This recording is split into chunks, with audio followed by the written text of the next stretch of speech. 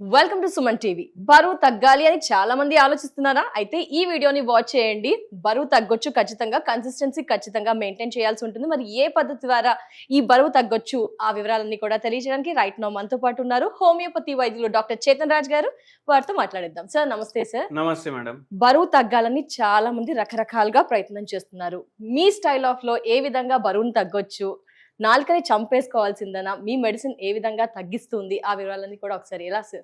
నాలుక చంపేసే అవసరం లేదు లేదా సార్? నాలుక బతికి ఉంటది, ఇంకా మంచిగా దాంది కూడా హెల్త్ అయిపోతది, హెల్దీగా అయిపోతది. అది ఎట్లా అంటే ఇప్పుడు పెద్ద పెద్ద యుద్ధాలు ఏదైతే ఈ లోకంలో అవుతాయి కదా, అవి నాలుక వల్లనే అవుతాయి.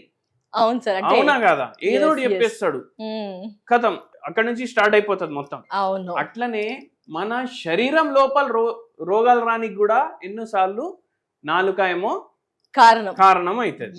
ఇప్పుడు ఈ నాలుక మీద మనకు కంట్రోల్ లేకపోయేసరికి మనం ఏమేమి తింటాం?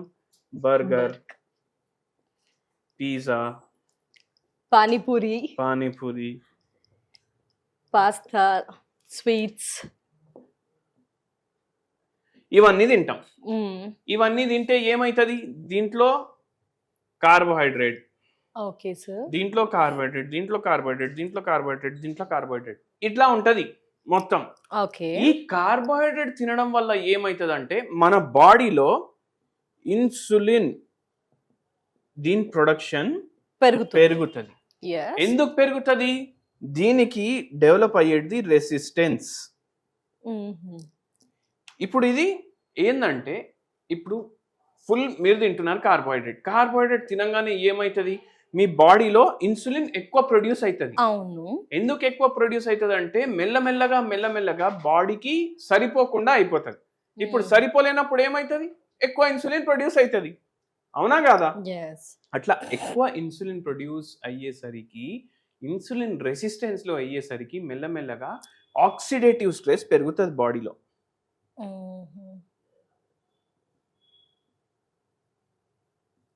ఆక్సిడేటివ్ స్ట్రెస్ అంటే ఏంది? ఇంకా మీ బాడీ ఉబ్బడం స్టార్ట్ అవుతుంది.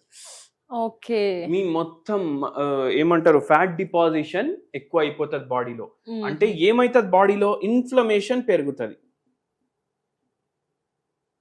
ఇన్ఫ్లమేషన్ పెరిగి బాడీ ఉబ్బడం స్టార్ట్ అవుతుంది. అంటే సుజాయించిపోయింది మీ బాడీ. ఇంకా మీరు ఇప్పుడు చూడండి, ఒక్కొక్కసారి మీరు ఒక 2-3 రోజులు పాస్తాలు అన్ని తిని వెయిట్ చెక్ చేయండి.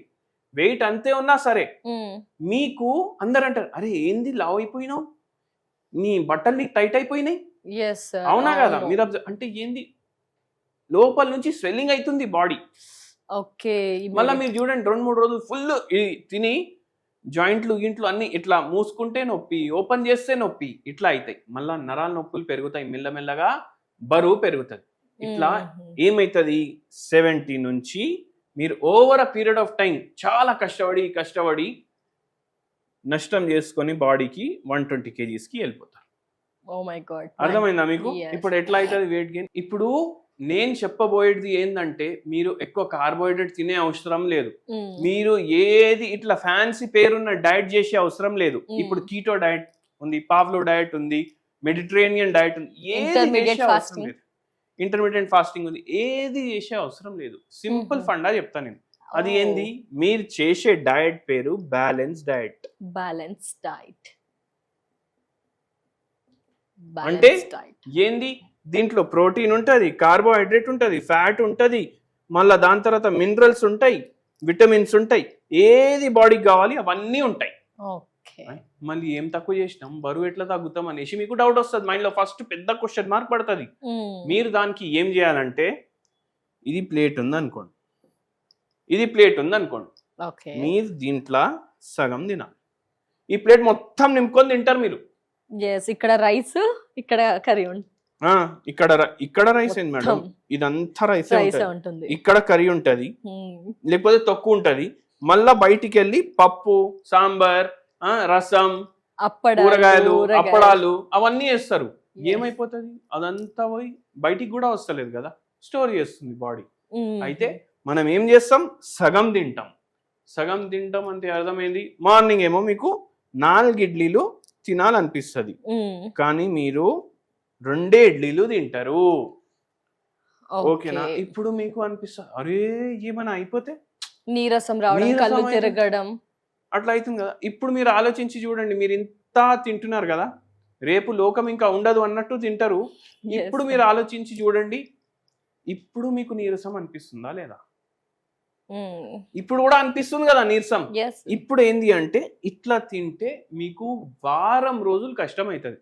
ఫస్ట్ డే అయితే అరే ఆకలి, నేను ఏం తినలేదు, నేను పని ఎట్లా చేస్తా, నేను ఆఫీస్కి ఎట్లా పోతా, ఫోన్లో ఎట్లా మాట్లాడతా, మళ్ళీ బయట ఎట్లా తిరుగుతా అని అనిపిస్తుంది. ఇంకా చిరుతిండ్లు ఎక్కువ తినేస్తున్నాం సార్. మొత్తం చిరుదండి తింటారు అప్పుడు. మొత్తం ఇప్పుడు రోడ్ మీద పోతుండు, అరే 2 ఇడ్లీలు తినేసి వచ్చినా కదా, దోశ బండి కనిపిస్తుంది, కుమ్మేషేక్ తినేస్తాడు. మళ్ళా కొంచెం దూరం పోగానే మళ్ళా ఏదో ఒకటి కనిపిస్తుంది, అరే వీని దగ్గర ఇడ్లీ బాగుంటుంది, మళ్ళా ఇడ్లీ. మళ్ళీ ఆఫీస్ కి పోయేటప్పటికి వడాలు కనిపిస్తాయి, అవి కూడా ఫినిష్. మళ్ళా దాని తర్వాత 4ంటికి అరే ఇవాళ ఫస్ట్ తక్కువ తినేసి బయటికి పోయినా నేను ఇంటికి, అవి గుర్తుండవు రోడ్ల మీద తినేది. మళ్ళా గారెలు, మిర్చి బజ్జీలు, పునుగులు ఇవన్నీ తిని ఇంకా పరేషాన్ అవుతారు. 2 రోజులు మీరు కంట్రోల్ చేయండి. చూడండి, ఓన్లీ మందు కానీ డాక్టర్ కానీ మీకు హెల్ప్ చేయలేవు. ఇప్పుడు పేషెంట్లు వచ్చి అరే ఏం తగ్గలేదు అంటారు. అరే మీరు మందులు తిన్నారా? తిన్నాం. వాకింగ్ చేసిండ్రా? చేయలేదు. నేను చెప్పినట్టు తిన్నారా? తినలేదు. మళ్ళీ ఏడికి వెళ్ళి తగ్గుతుంది? అవునా కాదా? ఆ పనులు చేయాలి. అయితే సగం తినాలి. మధ్యాహ్నం ఏమో మీకు ఇంత రైస్ తినాలనిపిస్తే ఇంత తినండి.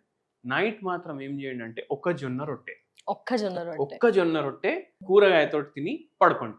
మళ్ళా సైడ్లు, చుడవాలు, వప్పడాలు, చిప్స్లు, ఫ్రాన్స్లు అవన్నీ ఏమొద్దు మనం. ఈ బయట ప్రపంచంలో దొరికేటివి అంటే, బయట ప్రపంచం అంటే కాళ్ళు అడుగు మీది బయట పడ్డది ఇంటికి, ఆడికెళ్ళి ఏమైనా పట్టుకొని వస్తున్నారంటే అవి బయట.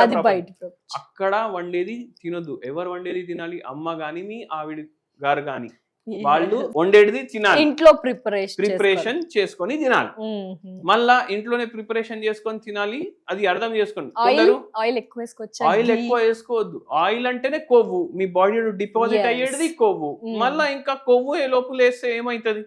అవునా కదా? అయితే అవి కొవ్వు వస్తువులు తినకండి.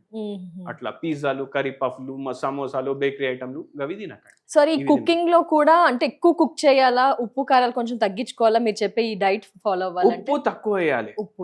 మొత్తం ఇప్పుడు వీడియో చూసేటోళ్ళు ఏం చేస్తారు, ఫస్ట్ ఏమో పికల్ కలుపుకుంటారు, మళ్ళా ఉప్పు తక్కువ ఉందని ఇంకా ఎక్కువ ఉప్పు వేస్తారు దాంట్లో వచ్చేది బాధ మెయిన్. అయితే ఆ పనులు చేయకండి. ఇట్లా మీరు తినండి, మీరు మంచిగా ఉంటారు. ఓకే. విత్ ఇంకా వెయిట్ లాస్ అవ్వాలంటే హోమియోపతి మెడిసిన్స్ కూడా వాడాలి సార్? ఇప్పుడు ఇవి చేసినాక కూడా తగ్గట్లేదు, వాకింగ్ చేస్తే కూడా తగ్గట్లేదు అంటే ఏంది అర్థం? ఏదో రోగం ఉంది మీకు, లేకపోతే ఆక్సిడేటివ్ స్ట్రెస్ చాలా పెరిగిపోయింది, ఇన్సులిన్ రెసిస్టెన్స్ చాలా పెరిగిపోయింది. అప్పుడు మీరు హోమియోపతి మెడిసిన్స్ వాడొచ్చు.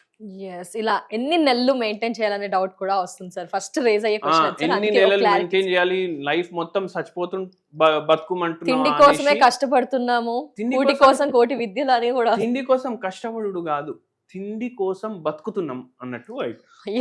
అయితే బతుకుడు కోసం తినండి, తిండి కోసం బతకకండి. బతుకమ్మ పండుగ వస్తే మంచిగా చేసుకోండి. అప్పుడు బతుకమ్మ పండుగ రోజు మీరు మంచిగా బతుకమ్మ ఆడాలి అంటే మీరు బతకడానికి తినాలి. Definitely sir. So balanced diet, ఉప్పు కారాలు నూనెలు తగ్గిస్తూ కన్సిస్టెన్సీ ఖచ్చితంగా ఉండాలి అంటున్నారు. ఇంకా తగ్గకపోతే కనుక హోమియోపతి మెడిసిన్స్ ద్వారా తగ్గొచ్చు అంటున్నారు. Thank you so much sir, valuable time. నమస్తే సార్. నమస్తే.